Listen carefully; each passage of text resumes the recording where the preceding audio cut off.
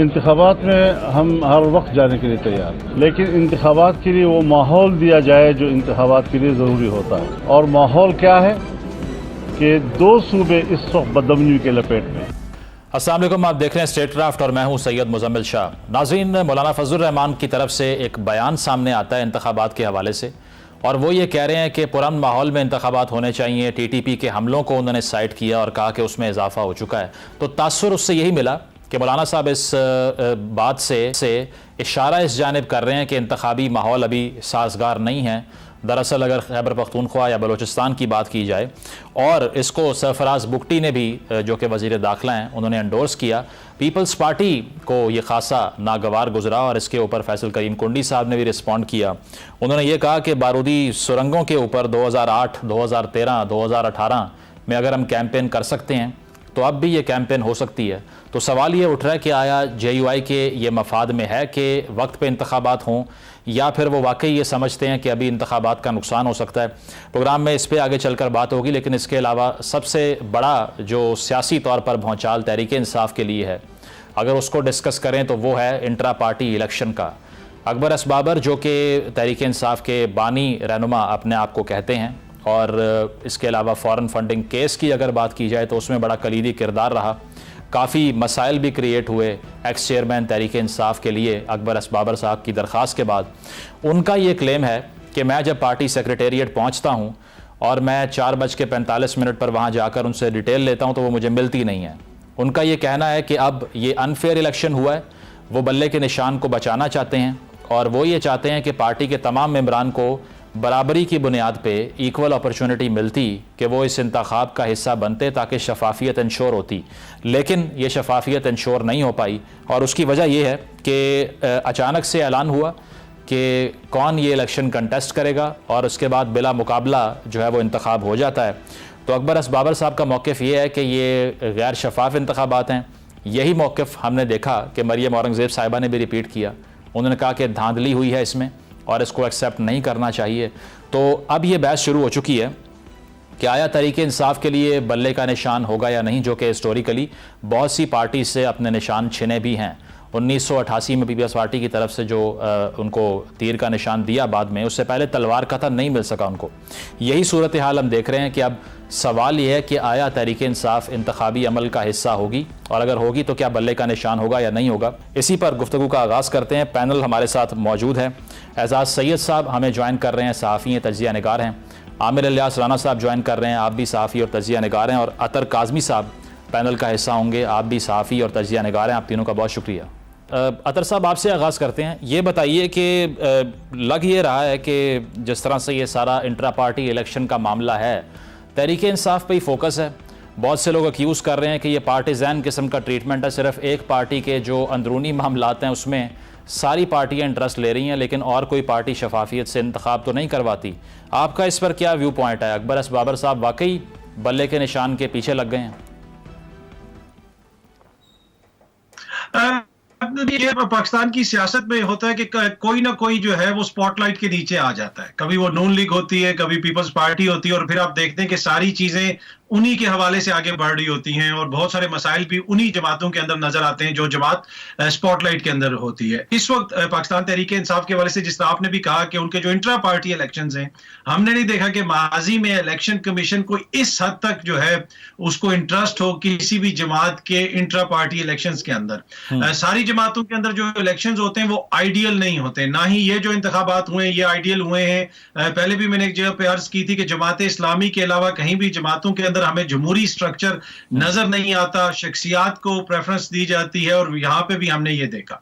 अब क्या इसके ऊपर कोई जेन्युइन एतराज उठाया जा सकता है? मेरे ख्याल में बहुत सारे एतराजात उठाए जा सकते हैं, लेकिन क्या पीपल्स पार्टी और नून लीग पे एतराज उठाया जा सकता है इक्वली इतने ही, या इससे ज्यादा एतराजात वहां पे भी उठाए जा सकते हैं? क्वेश्चन ये है जो आपने उठाया कि सिर्फ एक तरफ क्यों एतराजात उठाए जा रहे हैं। जहां तक अकबर एस बाबर साहब का ताल्लुक है, वो इस सारे अमल में उतने ही रेलिवेंट हैं जितना मैं डेमोक्रेटिक पार्टी या रिपब्लिकन पार्टी के कैंडिडेट की नामजदगी में रेलेवेंट हूं। अगर मैं कहूं कि जी मुझे मौका नहीं मिला तो ये एग्जाम्पल तो बड़ी एक्सट्रीम हो जाएगी, लेकिन जो अकबर एस बाबर साहब कर रहे हैं वो बुनियादी तौर पे यही कर रहे हैं। ना उनका ताल्लुक है, 16 माह के दौरान आपने देख लिया कि कितनी दफा वो आपको सामने नजर आए जहां पे वो कह रहे हो कि हमारी जमात के लोगों के खिलाफ पर्चे हो रहे हैं, उनको पकड़ा जा रहा है। काज़मी साहब, लेकिन देखें ना, वो ये कह रहे हैं, कवानीन ये कहते हैं कि तमाम अरकान को बराबर मौका मिलना चाहिए इलेक्शन कंटेस्ट करने का। मुझे नहीं मिला, मैं सेक्रेटेरिएट गया, मुझे किसी ने जवाब नहीं दिया, इग्नोर कर दिया मुझे।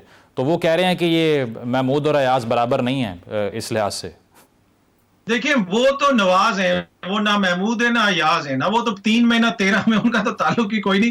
पर वो एक अचानक इतने रेलेवेंट बन गए हैं कि मीडिया पे भी आपको नजर आते हैं और लोग उनका इंटरव्यू भी करते हैं। देखिए, उनकी जो इस वक्त पॉलिटिकल जितनी फॉलोइंग है पाकिस्तान तहरीक इंसाफ के अंदर, ये हर किसी को पता है।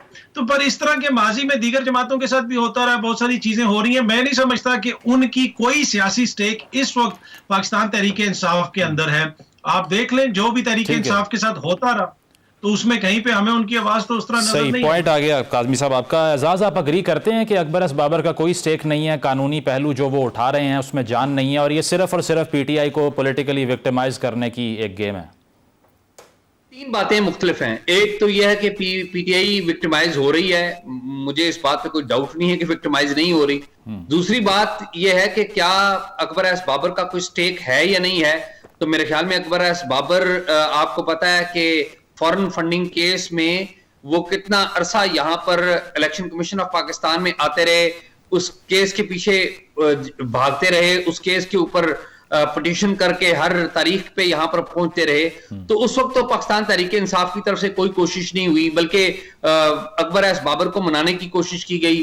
अकबर एस बाबर को, जो उस वक्त के आईएसआई चीफ थे जनरल फैज हमीद, वो उनके घर गए और उनको मनाने की कोशिश की कि इमरान खान साहब से हाथ मिला लें, आपको आला ओहदा दे दिया जाएगा। फिर इमरान खान साहब के ख्याल में आया कि नहीं, अकबर एस बाबर जो मर्जी करता रहे, इसकी कोई हैसियत नहीं है।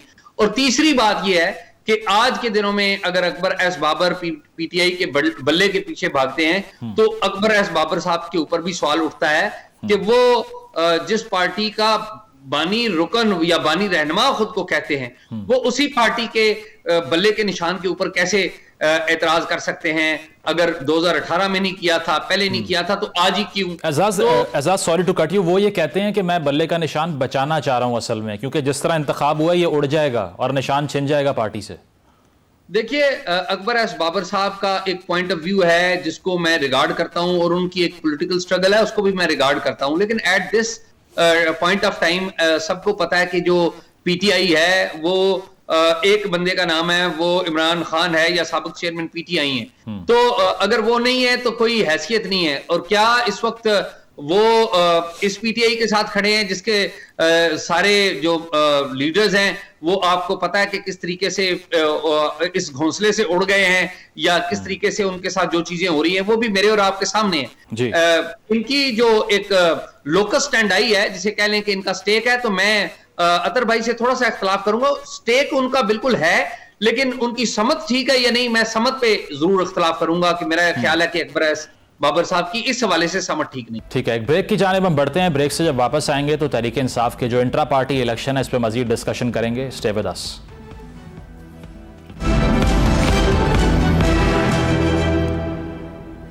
वेलकम बैक नाजरीन। तहरीक इंसाफ के जो इंट्रा पार्टी इलेक्शन है उस पर हमारी बहस जारी है। एजाज सैयद, अतर काज़मी और आमिर इलियास राना हमारे साथ मौजूद हैं।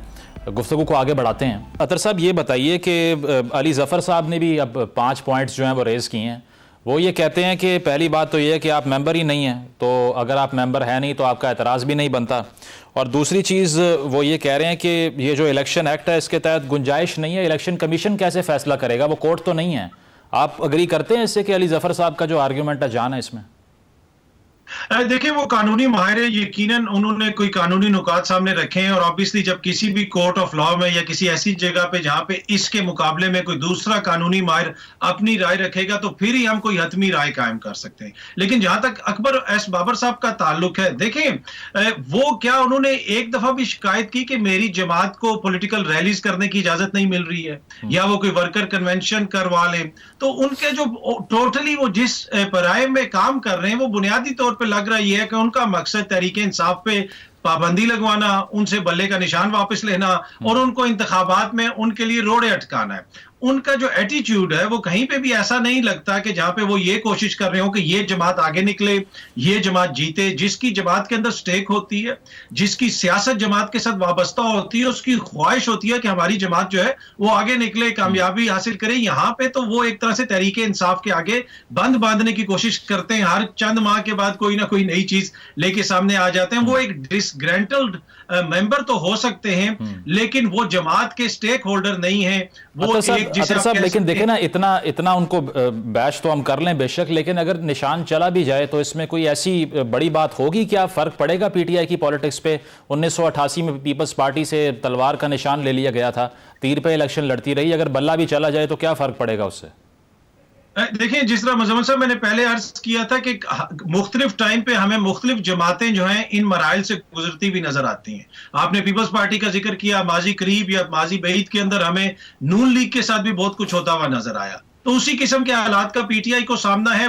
फर्क कोई नहीं पड़ता बल्ले से या किसी और चीज से। जिस तरीके से मियां साहब के जाने से क्या उनका जो वोटर सपोर्टर था वो उनसे पीछे हट गया? नहीं, यहाँ पे शख्सियात के ऊपर सामने रख के सियासत होती है, तो मुझे नहीं लगता कि उससे कोई फर्क पड़ेगा। और दूसरा, आजकल जो फ्लो ऑफ इंफॉर्मेशन है वो इतना तेज है कि अगर उनको इलेक्शन से 2 दिन पहले भी कोई नया निशान मिलता है तो वो सोशल मीडिया के जरिए, डिजिटल मीडिया के जरिए उनके वोटर सपोर्टर को पता चल जाएगा कि हमने किस निशान पे वोट डालना है या मोहर लगाना है। So it doesn't matter in the bigger picture। ठीक है एजाज, ये बताइए कि आपको लगता है कि इम्तियाजी सलूक है?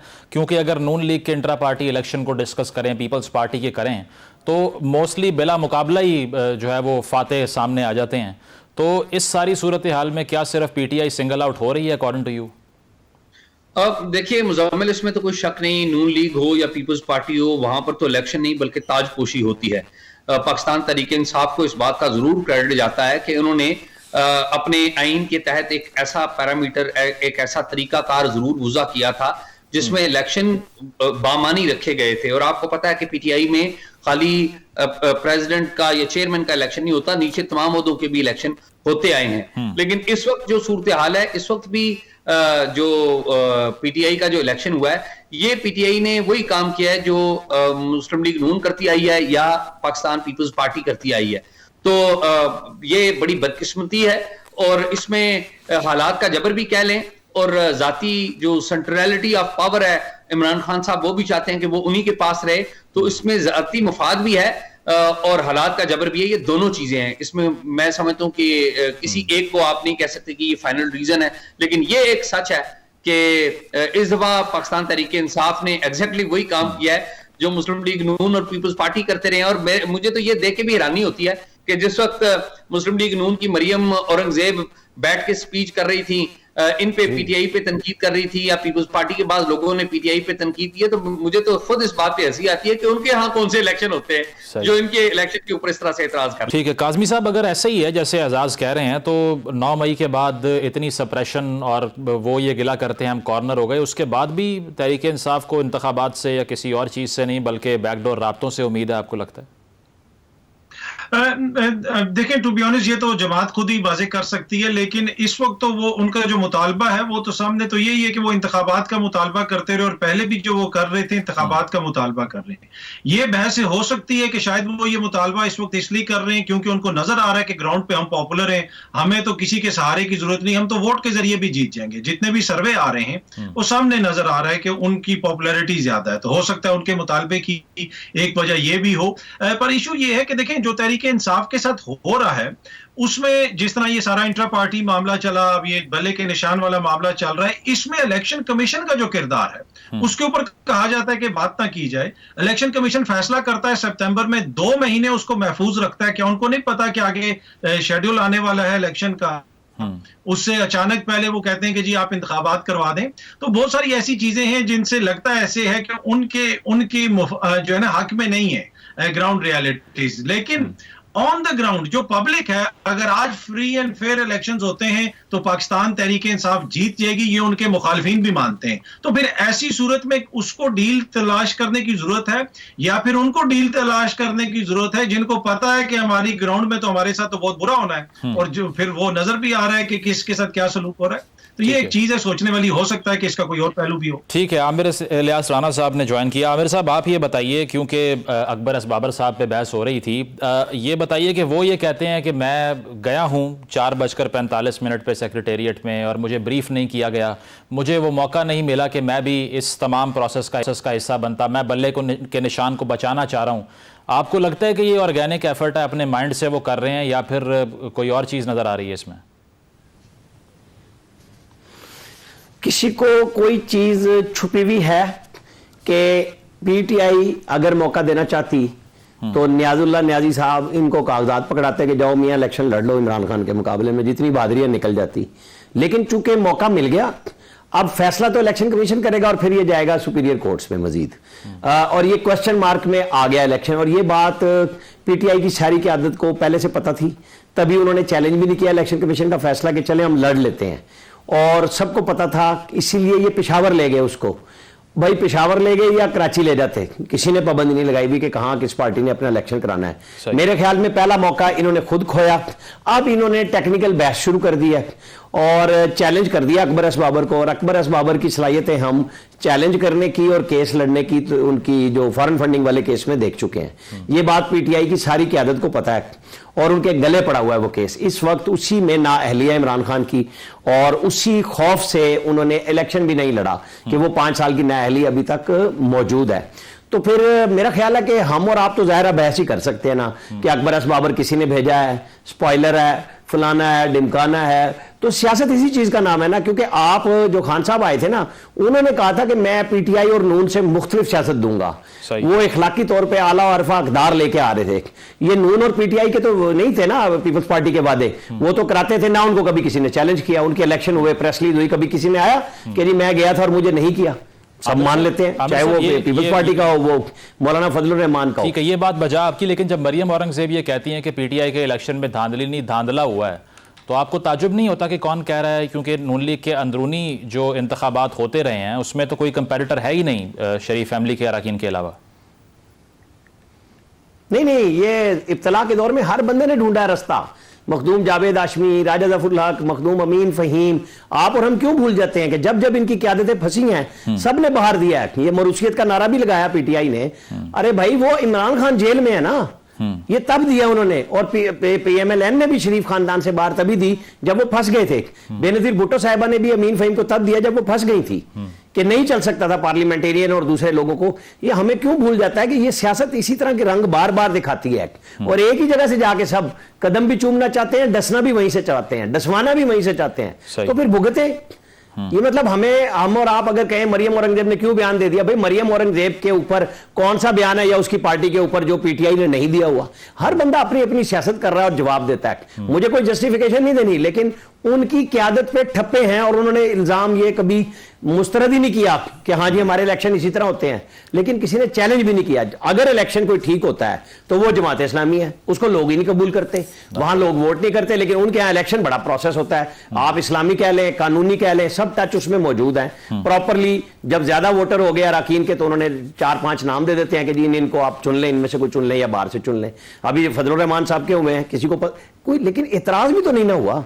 इशू है आपके अपने लोगों ने एतराज किया और वो हाई कोर्ट का एक लेटर लेके फिर रहे हैं कि मैं बानी रुकन हूं और मेरी रुकनीयत बहाल है। आरिफ अलवी साहब ने खत्म नहीं की हुई। ये भी अब क्वेश्चनेबल बात है। उसी तरह जिस तरह नवाज शरीफ के लिए एक इंतखाबी कानून में तरमीम करके 5 साल मैक्सिमम नाअहली की, तो उसके ऊपर कोई चुप हो गया कि नहीं जी सुप्रीम कोर्ट का फैसला है, लिहाजा हम इसको सुप्रीम कोर्ट तक ले जाएंगे, तो ले जाएंगे। ये बहस होगी जब उनके कल फैसला हो जाता है। सही, बिल्कुल ठीक है। एक ब्रेक की जानिब चलते हैं। ब्रेक से जब वापस आएंगे तो इसको मजीद डिस्कस करेंगे। Stay with us.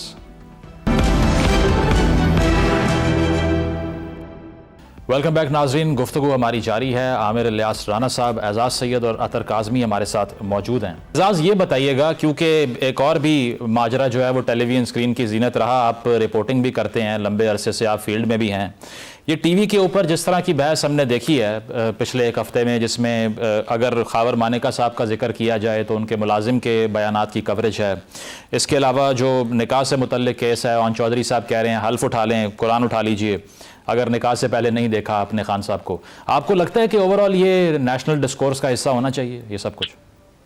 Muzammil, ideally तो नेशनल डिस्कोर्स का हिस्सा नहीं होना चाहिए और आइडियली तो ये बातें पब्लिक डोमेन में भी नहीं आनी चाहिए, लेकिन आप अगर जर्नलिज्म के ऊपर सवाल उठाएं तो मैं इससे डिसएग्री करूंगा।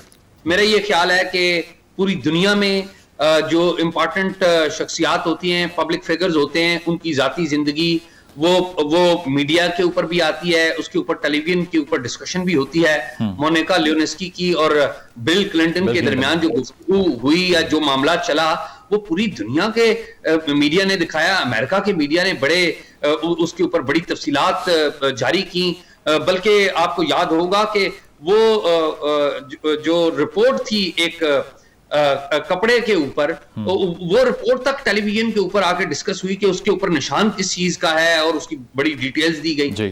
तो ये बातें होती हैं। लेडी डियाना के बारे में क्या क्या बातें नहीं हुई, पूरे मगरब ने, पाकिस्तान ने भी वो चलाई, और नाम लेते जाएं जो भी पब्लिक डोमेन में आया उसके बारे में क्या क्या बातें नहीं होती। अब मामला ये है कि ये एक बड़ा अफसोसनाक मामला है कि इंतहाई निजी नोयत की जो मामलात थे वो निकलकर घर की चारदीवारी से निकलकर अदालत की दहलीज पर आ गए हैं, और अदालत की दहलीज पर जब वो आए हैं तो पता लगा है कि उसमें किस किस को इल्जाम आयद किया गया है। तो मैं समझता हूं कि ये नेशनल डिस्कोर्स, नेशनल इशू नहीं है, लेकिन बाज पर्सनालिटीज के ऊपर ये सवाल जरूर बनता है कि जो जाती जिंदगी में उनकी शायद तरीकाकार कुछ और होगा, लेकिन बाहर वो मदीना की रियासत बनाना चाहेंगे, और जाती जिंदगी में जब वो वायलेशन करेंगे रिलीजन की, तो फिर मेरे ख्याल में लोग डिस्कस करेंगे। आल्दो कि मैं इसको डिस्कस करना इतना अहम, मतलब एजाज आप ये कह रहे हैं कि उनका सियासी बयानिया असल में टकराव रखता है उनकी जाती जिंदगी से, इसीलिए इस पे डिबेट हो सकती है। मुजम्मिल, यही तो मसला है ना कि आप जो प्रीच कर रहे हैं, आप अपनी पार्टी के प्लेटफॉर्म से हाथ में तस्वीर पकड़ के जो गुफ्तगू करते हैं वो कुछ और है, और आपकी जाती जिंदगी के बारे में जो बातें कर रहे हैं, जो इल्जामात आपके ऊपर आयद कर रहे हैं, वो इंटायरली कुछ और है। तो ये जब दोगलापन आता है, ये ऐसा ही है कि हमारा कोई मजहबी रहनुमा वो बाहर तो मजहब की बातें करे, लेकिन अपनी जाती जिंदगी में शराब पी रहा हो। मुझे किसी के शराब पीने पे यकीनी तौर पर कोई एतराफ नहीं है, लेकिन अगर कोई मजहबी रहनुमा जो मजहब की प्रीचिंग करता है और शराब पिएगा, तो मेरे ख्याल में मुझे होना चाहिए और सारी सोसाइटी को भी होना चाहिए कि ये प्रीच कुछ करता कुछ है। तो ये जो उसूल है वो साबिक चेयरमैन पीटीआई पे भी नाफिज होता है कि वो कहते कुछ है और उनकी जाती जिंदगी बिल्कुल मुतसादम है उनके ख्यालात, सियासी ख्यालात। ठीक है काज़मी साहब, आपका इस पर क्या व्यू पॉइंट है? क्योंकि अब जिस तरह एजाज ने भी कहा कि इंटरनेशनली भी स्कैंडल डिस्कस होते हैं, यहाँ भी हो रहा है, लेकिन इसका ताल्लुक उनके सियासी बयानिए से है, और इसीलिए हम ये देखते हैं कि रिपीटेडली, चाहे वो कोई किताब हो, हाजरा खान साहिबा की किताब थी, एक दौर में रेहाम खान साहिबा की थी, अब जो है वो खावर मानेका साहब के घरेलू मुलाजिम के बयानात कवर हो रहे हैं। तो इसकी जस्टिफिकेशन फिर अगर हम देखा जाए तो सियासी लीडरान की, लार्जर देन लाइफ फिगर्स की जो प्राइवेट लाइफ है वो तो पब्लिक हो जाती है फिर। देखिए, मसला ये है कि क्या वेस्ट के अंदर ये जितनी सारी स्टोरीज हैं वो इस तरह होती हैं कि 7 साल के बाद अचानक हस्बैंड गिरफ्तार होके अपनी बीवी पे इल्जाम लगाना शुरू कर देता है, जिसको पहले वो दुनिया की सबसे पाक दामन औरत करार दे रहा था। क्या ऐसा है? क्या बीबी का सियासी बयानिया भी ये था कि बीबी हाथ में तस्बीह पकड़ के फिरती थी, तो उनकी वो जो जिस किस्म की तस्वीर और जो उनके खिलाफ इखलाक बाख्ता किस्म की कैंपेन चलाई गई थी, और वो किस जमात ने चलाई थी, क्या उनका सियासी बयानिया भी ये था? यहाँ पे मसला ये है कि आप टारगेटेड एक इंडिविजुअल को टारगेट कर रहे हैं, और सामने नजर आ रहा है कि कुछ अरसा पहले तक खावर मानेका साहब क्या फरमा रहे थे, अचानक ऐसा क्या हो गया कि उन्होंने क्या फरमाना शुरू कर दिया, और हम सारे उस बैंड वैगन के ऊपर बैठ गए। ये इशू है। इशू ये नहीं है कि किसी की साथी जिंदगी के ऊपर आप डिस्कस कर सकते हैं या नहीं डिस्कस कर सकते। बाकी भी लोग तो यहाँ पे है ना, उनकी कितनी शादियां हुई, कितनी तलाकें हुई, आप जरूर डिस्कस करें। किसके खानदान में किसकी शादी कितने जल्दी तलाक हो गई, आप वो भी जरूर डिस्कस करें। ये सारी चीजें पब्लिक में होती हैं, लेकिन यहाँ पे जिस तरीके से डिस्कस किया जा रहा है वो सामने नजर आ रहा है कि आप जो है वो एक कैंपेन चला रहे हैं, और आप जो इद्दत में निकाह ये वो जो सारा ये मुज़ाहिका खेज किस्म का बयानिया है, उससे क्या कोई फर्क पड़ रहा है? और फिर हमें नजर नहीं आ रहा कि अचानक ये चीजें सामने किस तरह आ गई।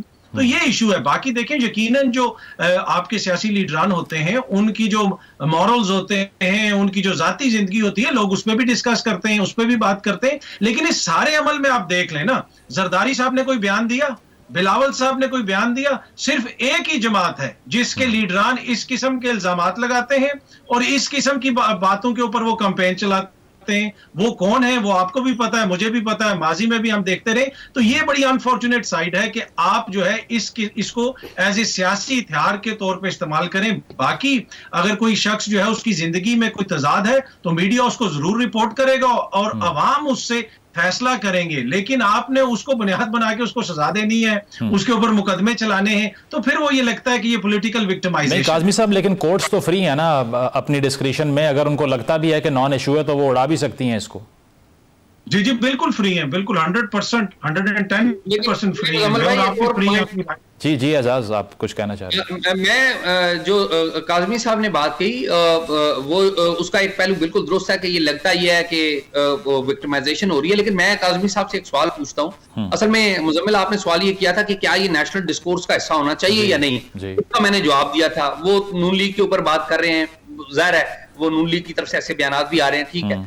बात यह है कि अगर एक बंदा जिसके, मैं खबर मानिका साहब को कोई आइडियल आदमी नहीं समझता, ना जो उन्होंने जो गुफ्तगू किया, मैं नहीं समझता कि किसी भी शख्स को अपनी साबका अहलिया के बारे में इस तरह की गुफ्तगू करनी चाहिए जो उन्होंने की है।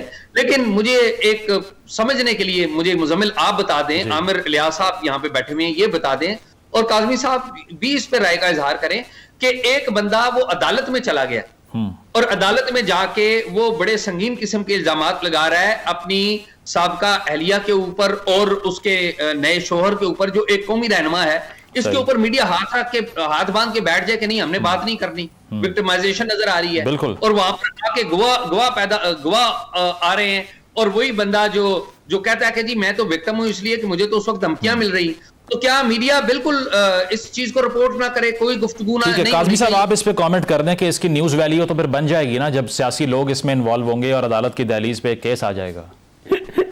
देखिए, मैंने सलीमुल्लाह शुरू हो गया। इस तरह आमिर साहब आपकी तरफ आ रहा हूं। वो यकीनन रिपोर्ट होगी, उसके ऊपर कमेंट भी होगा, मैं उसमें कोई दो राय नहीं है, उससे कोई इख्तलाफ नहीं कर रहा। लेकिन मैं ये कह रहा हूं कि हम इतने नाइव तो नहीं है ना। ठीक है, हमें भी कुछ चीजें नजर आती हैं ना, हमें भी कुछ चीजें सामने नजर आती हैं कि किस तरीके से हो रही हैं, क्या कुछ उठाया जा रहा है, ओन चौधरी साहब क्या कह रहे हैं या कोई दूसरा दोस्त क्या कह रहा है, वो सब कुछ आपको कुछ अरसा पहले क्या था, अब क्या था, तो उसके ऊपर भी तो क्वेश्चन होना चाहिए ना कि अचानक जो है ऐसा क्या हो गया। मतलब टाइमलीनेस आपको लग रहा है कि ये इसकी हैरानकुन है। बिल्कुल ठीक है। आमिर साहब आपका इस पे क्या व्यू?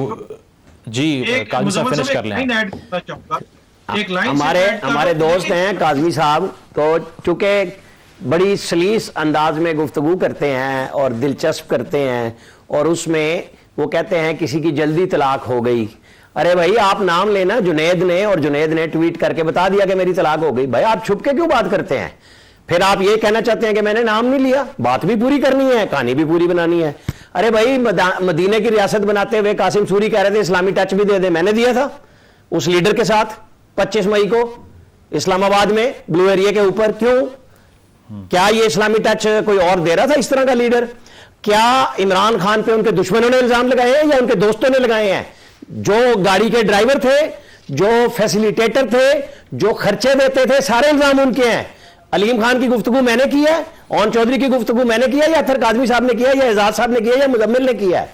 अरे भाई वो एक लीडर है और उसके दोस्त उसे छोड़ते हैं क्या? बाकियों के छोड़ने वालों ने ये इल्जाम लगाए हैं। आप इसको क्यों नहीं डिस्कस करते कि इतना पर्सनैलिटी क्लैश क्यों है उनके अंदर, इतनी कमजोरियां क्यों हैं कि जो अटता है सबसे पहले जाती जिंदगी पे अटैक करता है?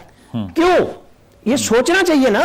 हम एक ऐसे लीडर के बारे में डिस्कस कर रहे हैं जो आपके बकौल बहुत मकबूल है, होंगे, लेकिन क्या उनकी जो एजाज ने मिसाल पूरी दुनिया की दे दी, लेडी डायना और क्लिंटन से बड़े तो नहीं है ना कि उस हिसाब से कि डिस्कशन में ये सब चीजें आई हैं, तो फिर होंगी।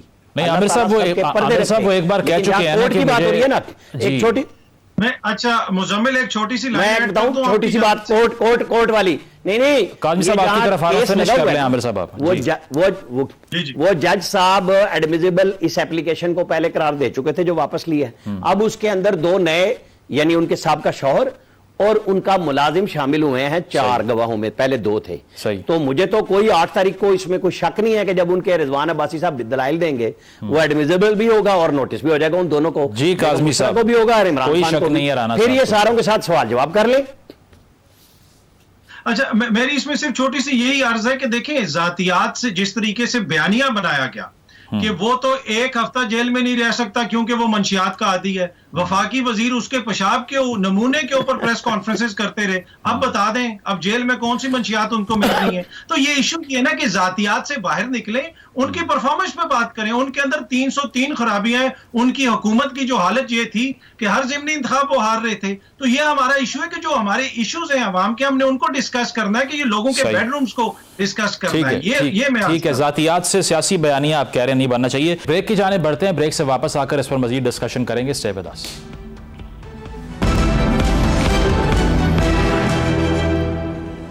वेलकम बैक नाजरीन, पैनल से हमारी डिस्कशन जारी है और तहरीक इंसाफ के इंट्रा पार्टी इलेक्शन पर तो बात हो ही रही है, लेकिन मौलाना फजलुर रहमान साहब और इसके अलावा अगर बात की जाए मियाँ साहब की सियासत की तो उसको भी गुफ्तगू का हिस्सा बनाएंगे।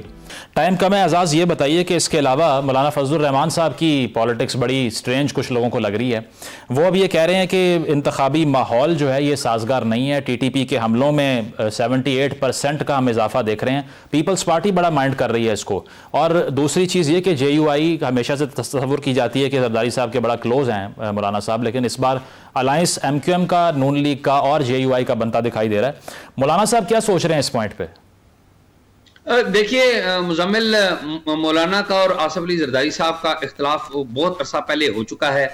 ये कोई नई बात नहीं है। और आपको याद है जिस तरह PDM में मौलाना फजलुर रहमान और आसिफ अली जरदारी और बिलावल भुट्टो का इख्तिलाफ हुआ था, वो एक सिलसिला तवातर के साथ चला आ रहा है। आल दो के आसिफ जरदारी और मौलाना फजलुर रहमान के जाती रवाबत मौजूद हैं, लेकिन मेरे ख्याल में बिलावल एक चैलेंज के तौर पर दोनों के ताल्लुकात में आए हैं सामने, जिसकी मिसालें बहुत सारी दी जा सकती हैं। मौलाना फजलुर रहमान तवातर से एक चीज का इशारा दे रहे हैं।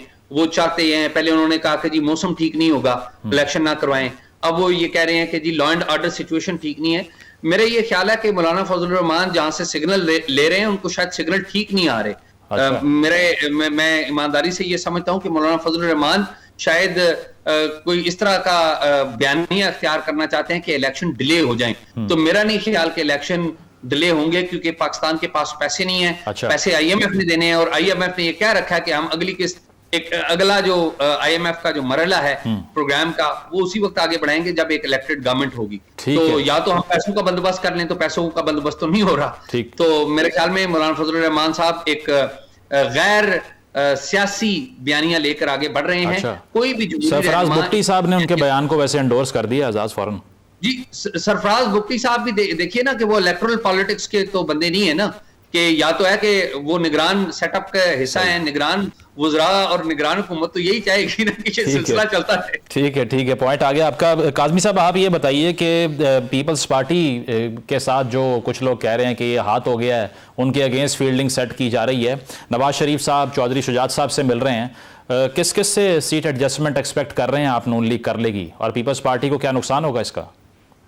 देखिए, ये तमाम सियासी जमातों का राइट है। मियाँ साहब चाहे बलोचिस्तान जाएं, चाहे चौधरी शुजात साहब से मिलें, किसी का एक्सक्लूसिव राइट तो नहीं है ना कि जरदारी साहब आएंगे और वो पंजाब में बैठ के सबसे मिलेंगे और मियाँ साहब किसी से ना मिलें। तो ये तो एक जिसे कहते हैं ना हेल्दी एक चीज है, ये होनी चाहिए। सियासी जमातों को एक दूसरे से राब्ते भी होते हैं और इलेक्शन से पहले इस तरह की एक्टिविटी भी होती है। लेकिन यहाँ पे इशू ये है कि जरदारी साहब या उनकी जमात के जो गिला शिकवा है वो ये कह रहे हैं कि जी हमें लेवल प्लेइंग फील्ड नहीं मिल रही। पंजाब के अंदर हमें उस तरीके से जो है लेवल प्लेइंग फील्ड नहीं मिल रही जिस तरीके की फील्ड जो है मुयस्सर है नून लीग को।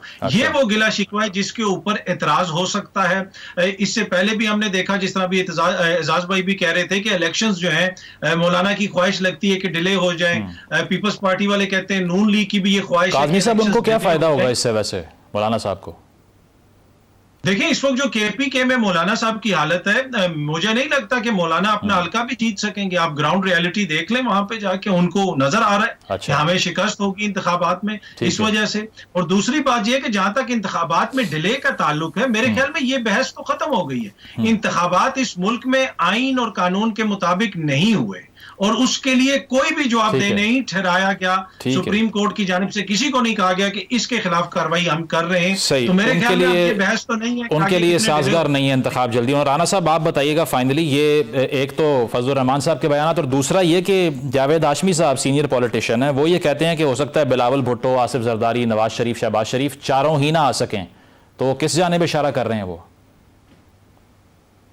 मैं जावेद हाशमी के बयान को आपने सुना दिया, मैंने सुन लिया।